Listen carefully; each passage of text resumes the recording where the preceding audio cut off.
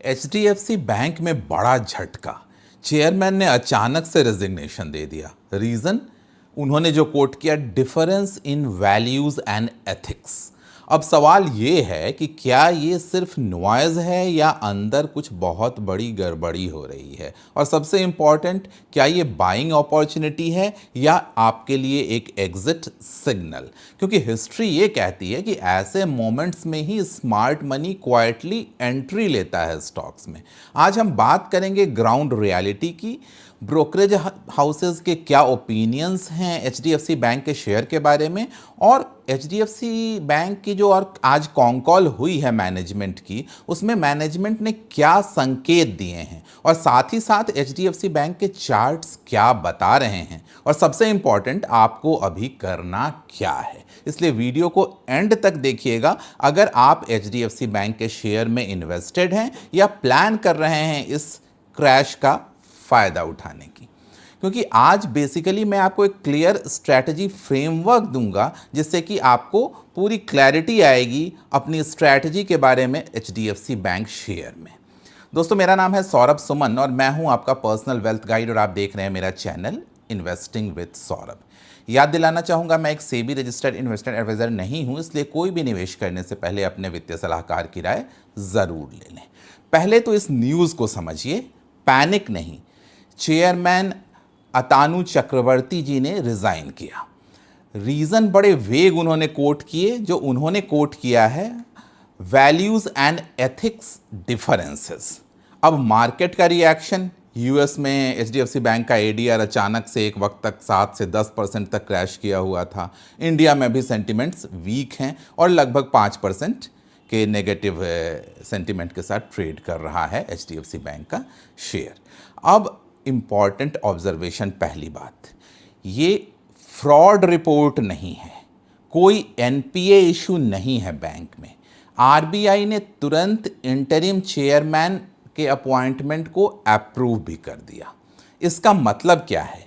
ये operational crisis नहीं है, ये ज़्यादा लाइकली है इंटरनल डिसएग्रीमेंट और गवर्नेंस स्टाइल क्लैश। मतलब ईगो का क्लैश मुझे ज़्यादा नज़र आता है। अक्सर ऐसे इंस्टीट्यूशंस में हायर पोजीशन पे जो लोग बैठे होते हैं, जब उनके मुताबिक वो मैनिपुलेट या उनके मुताबिक वो गवर्नेंस नहीं कर पाते हैं, तो वो बड़े इजीली क्विट कर देते हैं ऐसे पोजीशंस पे। तो मुझे ज़्यादा इसके चांसेस लग रहे हैं। अब रियल रिस्क है क्या? प्रॉब्लम फैक्ट्स नहीं है, प्रॉब्लम है अनसर्टेनिटी। जो उन्होंने अपने रेजिग्नेशन में कोट किया, उसमें बहुत हद तक क्लैरिटी आई ही नहीं कि रीज़न क्या है। मार्केट को सबसे ज़्यादा डर लगता है अननोन चीज़ों से, गवर्नेंस डाउट से, और इसलिए स्टॉक गिरता है। अब अगर हम फंडामेंटल चेक की बात करें तो इंडिया का largest private sector bank HDFC bank, strong CASA franchise, low NPAs और कॉन्सिस्टेंट ग्रोथ की हिस्ट्री है एचडीएफसी बैंक की। लेकिन प्रॉब्लम कहाँ है? एचडीएफसी लिमिटेड के मर्जर के बाद ऑलरेडी ग्रोथ स्लो दिख रही थी, मार्जिन्स प्रेशर में हैं और डिपॉजिट वर्सेस क्रेडिट मिसमैच है बैंक में। मार्केट ऑलरेडी डिसअपॉइंटेड था एचडीएफसी बैंक के पिछले कई सालों के परफॉर्मेंस से, और ये न्यूज़ ने उस आग में पेट्रोल डालने जैसा काम कर दिया। अब मॉर्निंग में अफरा तफरी में एचडीएफसी बैंक ने कॉल की। उसमें उन्होंने बहुत सारी चीज़ें क्लियर करने की कोशिश की। मैनेजमेंट पैनिक में नहीं दिख रहा है। मैनेजमेंट का फोकस अभी भी है डिपॉजिट बढ़ाना, जो उनके कॉल में दिखता है, जो उन्होंने एक्सप्रेस किया है।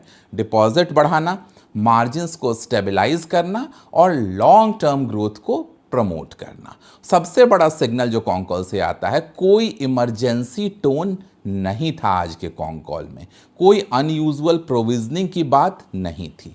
अगर अंदर कुछ सीरियस होता तो कॉल का टोन पूरी तरह बदल गया होता, पूरी तरह डिफेंसिव हो जाता। लेकिन आपको इसके टोन को, अंडरलाइंग टोन को समझना पड़ेगा ये डिसीजन लेने में कि हमें एचडीएफसी बैंक के शेयर के साथ क्या करना चाहिए। तो बहुत सटल सा कॉल था जिसमें कहीं भी पैनिक नज़र नहीं आ रही थी। अब ब्रोकरेज हाउसेस क्या बोल रहे हैं? Bullish view.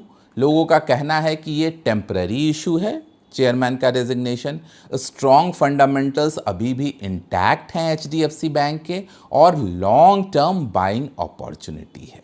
साथ ही साथ कुछ ब्रोकरेज हाउसेस कॉशियस व्यू भी ले रहे हैं कि गवर्नेंस क्लैरिटी आने तक हमें वेट करना चाहिए। मर्जर एग्जीक्यूशन अभी तक इनकम्प्लीट हैं, यानी एचडीएफसी लिमिटेड और एचडीएफसी बैंक के मर्जर के सारे क्लॉजेस अभी तक पूरी तरह कंप्लीट नहीं हुए हैं। ओवरऑल जो मार्केट में व्यू है कि पैनिक सेलिंग नहीं, लेकिन एग्रेसिव बाइंग भी नहीं, मतलब वेट एंड एक्यूमुलेट का फेज।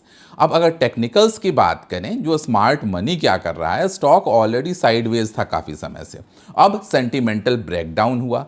की लेवल्स जो हैं कि सपोर्ट उसका 1350 से 1400 लेवल पे स्ट्रॉन्ग सपोर्ट है और 1250 से 1350 के बीच में स्ट्रॉन्ग बाइंग जोन है एचडीएफसी के शेयर का। रेजिस्टेंस जो बार बार ये फेस करता है वो है 1500 से 1550। तब शॉर्ट टर्म में ये स्टॉक वीक रह सकता है, लेकिन लॉन्ग टर्म में स्ट्रक्चर अभी भी इंटैक्ट है। स्मार्ट इन्वेस्टर पैनिक में खरीदेगा नहीं, जब जब डिप आएगी धीरे धीरे एक्यूमुलेट करेगा। अब सबसे इंपॉर्टेंट पॉइंट, आपको क्या करना चाहिए, क्योंकि यही जगह है जहां 90% लोग गलती कर देते हैं और सिर्फ 10% लोग ही वेल्थ बना पाते हैं। जो एग्जिस्टिंग इन्वेस्टर्स हैं, पैनिक सेलिंग बिल्कुल मत। ट्रैक करो गवर्नेंस में क्लैरिटी आने का और आरबीआई के स्टैंस का। अगर जरा भी गवर्नेंस इशू होगी तो आरबीआई उसे डेफिनेटली हाईलाइट करेगा, और जब तक फंडामेंटल्स इंटैक्ट हैं तब तक होल्ड करने में कोई बुराई नहीं है। फ्रेश इन्वेस्टर्स के लिए लंप सम मत डालो, स्ट्रैटेजी अभी भी वही रहेगी कि अगर ये डिप आया है, अगर आप एचडीएफसी बैंक के में इन्वेस्ट करना चाहते हैं या वेट कर रहे थे, तो 30% आप अपने टोटल एलोकेशन का इस बैंक के शेयर में 30% अभी डाल सकते हैं। अगर फ्यूचर में कोई डिप आता है तो फर्दर 30% का चंक डाला जा सकता है, और बाकी अगर बाउंस बैक आती है या मैनेजमेंट रिलेटेड जैसे ही क्लैरिटी आए या आरबीआई का कोई क्लैरिफिकेशन आए तो फर्दर आप रिमेनिंग 40% डाल सकते हैं। हमेशा ही एसआईपी माइंडसेट अपनाओ।